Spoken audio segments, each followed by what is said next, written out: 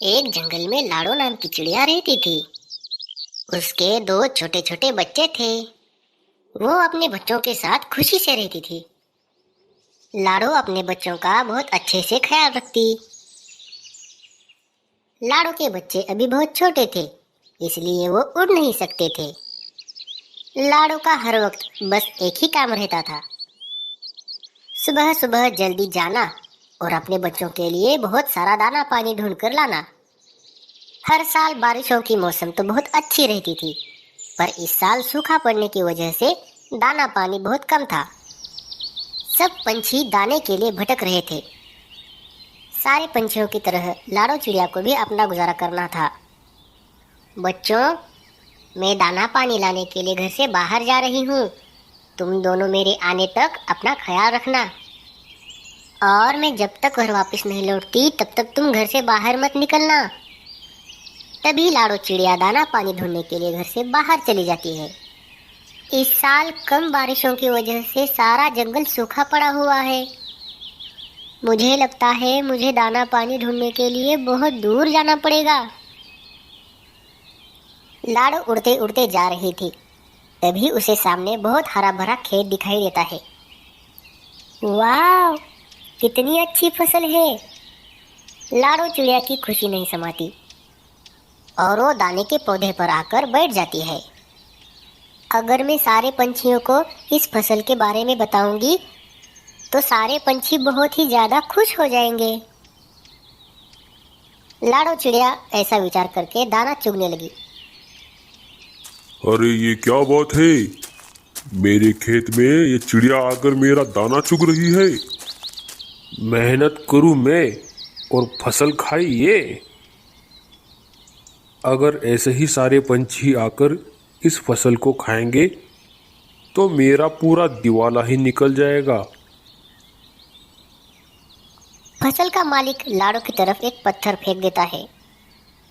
पहला पत्थर तो लाड़ो को नहीं लगता। लाड़ो उससे बच जाती है, पर किसान और एक पत्थर उठा रहा था। अरे नहीं, ये किसान तो मुझे मारकर ही रहेगा। अब मुझे लगता है कि यहाँ रुकना खतरे से खाली नहीं है। जब खेत का मालिक लाड़ो की तरफ पत्थर फेंक देता है तो लाड़ो वहाँ से उड़कर दूर चली जाती है। ये क्या बात हुई? मैं पूरी फसल में बस 2 ही दाने लेकर जा रही थी, पर इस किसान को ये भी देखा नहीं जा रहा। अगर हम पंछियों ने इस खेत में से थोड़ा दाना खा भी लिया तो उसका क्या बिगड़ जाएगा? लाड़ो चिड़िया नाराज होकर दूसरी जगह ढूंढने लगती है। उसी खेत के बाजू में एक और खेत था, पर उस खेत में फसल ना के बराबर थी। जब लाड़ो खेत के नज़दीक आ पहुंची तो उसे अनाज का एक पौधा दिखाई दिया। यहाँ पर तो सिर्फ एक ही पौधा दिखाई दे रहा है। अगर मैं इससे कुछ दाने चुरा कर ले भी जाती हूँ तो मुझे लगता है कि इस फसल का मालिक भी मुझे नहीं छोड़ेगा। पर मैं आखिर करूँ तो करूँ क्या? मेरे बच्चे बहुत भूखे हैं, मुझे उनके लिए दाना लेकर जाना ही पड़ेगा। लाड़ो ने अपनी हिम्मत बना ली और वो फसल के ऊपर जाकर बैठ गई। जैसे ही लाड़ो ने उसमें से 1-2 दाने मुंह में उठा लिए, तभी उसने देखा कि सामने से एक आदमी चलता हुआ उसके पास आ रहा था। ये आदमी मुझे मार सकता है, इससे पहले मुझे उड़कर दूर जाना पड़ेगा। लाड़ो अनाज के पौधे से दूर जाने लगी।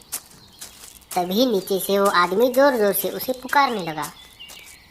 अरे चिड़िया, अरे ओ चिड़िया, यहाँ वापिस आओ। मैं तुम्हें कोई हानि नहीं पहुंचाऊंगा।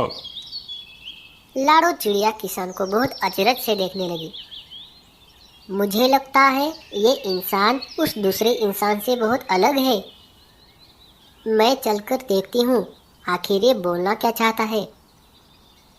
अरे चिड़िया, क्या हुआ? तुम दाने खाते खाते ऐसे उड़ क्यों गई? पास वाले खेत में मैं जब दाने चुग रही थी तब वहाँ के इंसान ने मुझे पत्थर मारकर भगा दिया।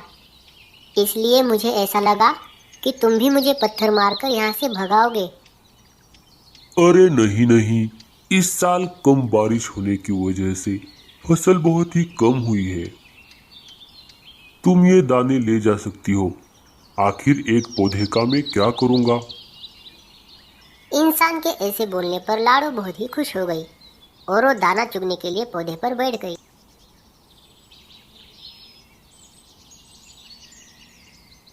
ये लो बच्चों, मैंने तुम्हारे लिए आज भरपेट खाना लाया है। ये दाने खा लो। मैं कल भी तुम्हारे लिए बहुत सारा दाना लाऊंगी। माँ, तुम्हें आने में बहुत देरी हो गई। हमें बहुत भूख भी लगी थी। हाँ मेरे बच्चों, मैं ज़रा दूर गई थी। अब कोई चिंता की बात नहीं। अब 10-12 दिन के लिए हमारे पास बहुत सारा दाना पानी है। तभी कालू कौवा अपने मुंह में एक सोने का सिक्का लेकर वहां पर आ जाता है। माँ, बच्चों में ये क्या बातें चल रही हैं? अरे कुछ नहीं कौवा भैया, थोड़ी दूर पर एक खेत है जिसमें एक दाने का पौधा है और वहां पर एक इंसान था जिसने मुझे ये दाने ले जाने के लिए अनुमति दे दी। पर लाडो, जरा संभल कर रहना। इंसान बहुत चालाक होते हैं। नहीं नहीं कौवा भैया, ऐसी बात नहीं है। वो इंसान बहुत अलग था। वो छोड़ो, ये कौन सी चीज लाई है तुमने जो इतनी ज्यादा चमक रही है? अरे लाडो, इसे सोना कहते हैं। इंसानों के लिए इसकी कीमत बहुत ज्यादा होती है। पर यह तुम्हें आखिर कहाँ पर मिला? जंगल के बीचों बीच एक पेड़ है। उस पेड़ के नीचे बहुत सारा सोना मिला है मुझे। वो पेड़ अंदर से खोखला है। उसके अंदर मुझे सोने के सिक्कों से भरा हुआ संदूक मिला। पर हमें इसका क्या फायदा? अगर दाना पानी मिलता तो बहुत अच्छा होता। लाडो चिड़िया पिछले दिन की तरह आज भी अनाज इकट्ठा करने के लिए उस खेत में चली गई। जब वो दाने चुग रही थी तब उसने देखा कि किसान अपनी पत्नी के साथ था और वो दोनों आपस में बातें कर रहे थे। अजी, इस साल हमारी फसल नहीं हो सकी। अब हम साहूकार का ब्याज कैसे चुकता करेंगे? हाँ, तुम ठीक ही कह रही हो। इस साल सूखा पड़ने की वजह से हमारी कोई फसल नहीं हो सकी।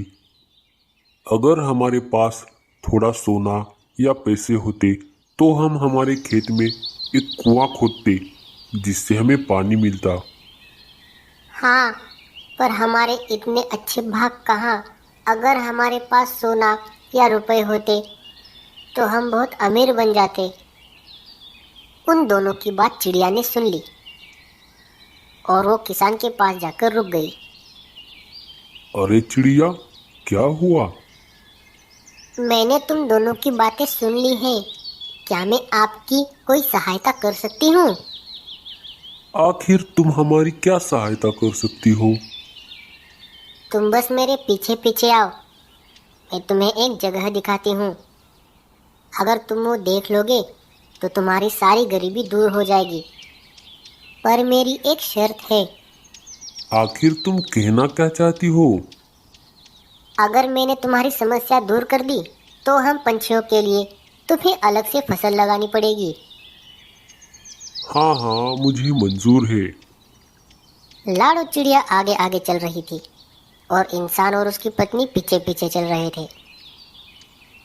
जब लाडो पेड़ के पास आ गई तो इंसान वहां आकर रुक गया। इसके अंदर देखो, तुम्हारे लिए बहुत काम की चीज है। इंसान अंदर जाकर देखने लगा तो वो आश्चर्यचकित हो गया। अरे भगवान, ये देखो, इस चिड़िया ने तो हमारे भाग ही खोल दिए। अब तुम इसे लेकर जा सकते हो, पर मेरी शर्त याद रखना। कुछ महीने ऐसे तैसे गुजर गए। इंसान ने पूरी फसल लगा दी। लाडो के कहे अनुसार उसने पंछियों के लिए अलग फसल लगाई हुई थी। लाडो उसे देखकर बहुत खुश हो गई। उसने सारे पंछियों को वो बात बता दी। सारे पंछी खुश हो गए। लाडो, क्या दिमाग लगाया है तुमने? हम पंछियों की सारी मुसीबत ही तुमने दूर कर दी। अब हमें दाना पानी ढूंढने के लिए कोई मुश्किल नहीं होगी। इस कहानी से हमें यही सीख मिलती है कि अच्छे के साथ हमेशा अच्छा ही होता है। अपने कठिन परिस्थिति में भी हमें किसी की मदद करने में बिल्कुल भी हिचकिचाना नहीं चाहिए।